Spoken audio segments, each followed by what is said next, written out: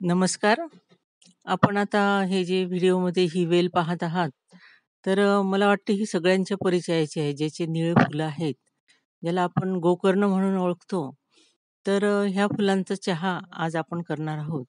आपण black tea किंवा green tea हे खूप ऐकलेलं असेल, परंतु ब्लू टी सुद्धा असते हे मला सुद्धा माहीत नव्हतं. आणि थँक फूड ब्लॉगर्सला, की ज्यांनी माझ्यासमोर हे ब्लू टी ही मला दाखवली आणि मग मी तिचा शोध घेतला, की खूप सारे फायदे याचे आहेत. आणि मी स्वतः ते 3-4 वेळा करून पिल्यानंतर मी तुम्हाला ही रेसिपी सांगत आहे. सुरुवातीला आपण चिया सीड जे आहेत, तर अर्धा चमचा घ्यायचं आणि त्यात 2-3 चमचे पाणी घालून ते 10 ते 15 मिनिटं आपल्याला ठेवून द्यायचं आहे. त्यामुळे काय होईल, की चिया सीड हे असे फुगून येतील. आणि चिया सीड्स आपल्याला सगळ्यांना परिचयाचे असतीलच आणि किराणा दुकानात, मार्केटमध्ये, सारख्या ठिकाणी हे मिळतात. तर हे आपण आणायचे आणि अर्धा चमचा यात भिजत घालून ठेवायचे 10 ते 15 मिनिट. म्हणजे जेव्हा आपला चहा तयार होईल, तेव्हा ते आपल्याला कामात येतील. आपण 3 ते 4 प्रकारे हा चहा करणार आहोत. तर यासाठी आपल्याला दालचिनी, अद्रक आणि मध आणि आपले गोकर्णाचे जे फुलं आहेत, तर ते आपल्याला लागणार आहेत. गोकर्णाला अपराजिता असं सुद्धा म्हणतात. अपराजिता म्हणजे जे कधी पराजित होत नाही, असं ते अपराजिता. कारण याचे फायदे तसे अगणित असे आहेत.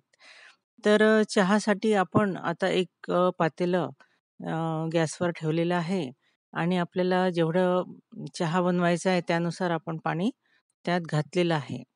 आणि पाणी गरम झाल्यानंतर त्यात आपण गोकर्णाची फुलं घालणार आहोत.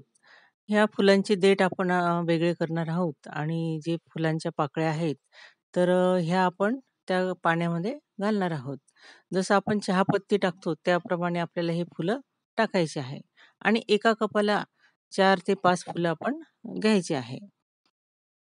तर हे फुलं जे आहेत, तर थोडेसे जुने म्हणजे आपले आदल्या दिवसाचे असतील, तर ते सुद्धा याला चालतात. आणि जर आपल्याकडे हे वेल नसेल, तर आपण मार्केटमधून सुद्धा हे बोलवू शकतो. म्हणजे ड्राय स्वरूपात हे फुलं आपल्याला मिळतात. त्यानंतर आपण थोडी दालचिनी त्यात टाकून घेतलेली आहे आणि अद्रक हे आपण आता किसून घालणार आहोत.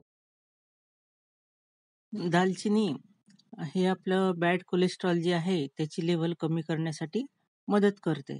आणि जिंजर म्हणजे आपलं अद्रक जे आहे, तर हे छोटे-मोठे सर्दी पडसासारख्या आजारामध्ये आपल्याला कामात पडते.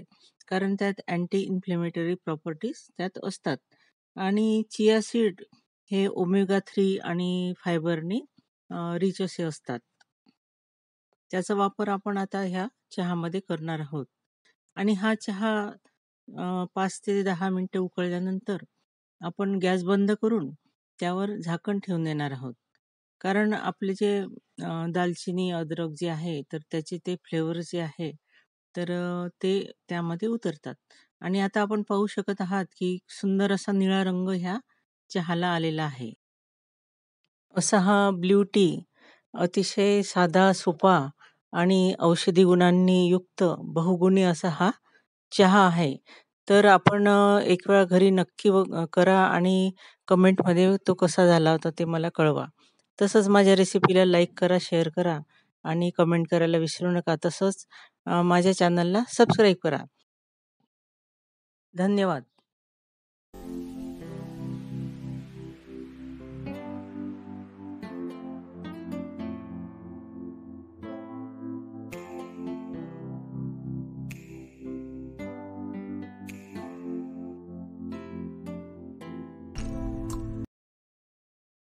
वॉव! सुंदर, ब्युटिफुल.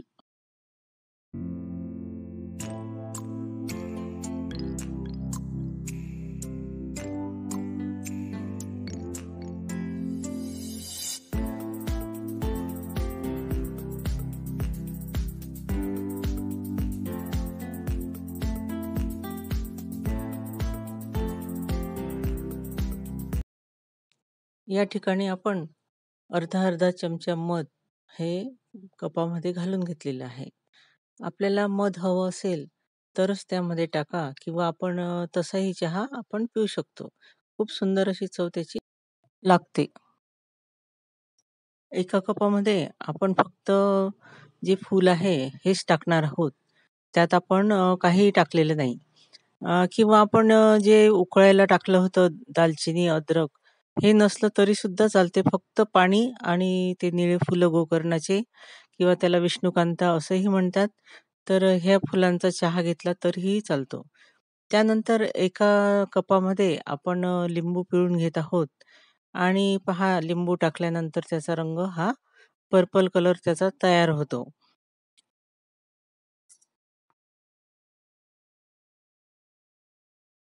त्यानंतर एका कपात आपण जे आपण भिजवून ठेवलेले चिया सीड्स होते, ते छान आता पाहू शकतो की छान फुगलेले आहेत. तर हे आपण एका कपामध्ये टाकून घेणार आहोत आणि त्यानंतर एका कपामध्ये आपण बर्फाचे खडे घालणार आहोत आणि म्हणजे थंड करून सुद्धा आपण हा चहा पिऊ शकतो. याचे खूप सारे फायदे आहेत.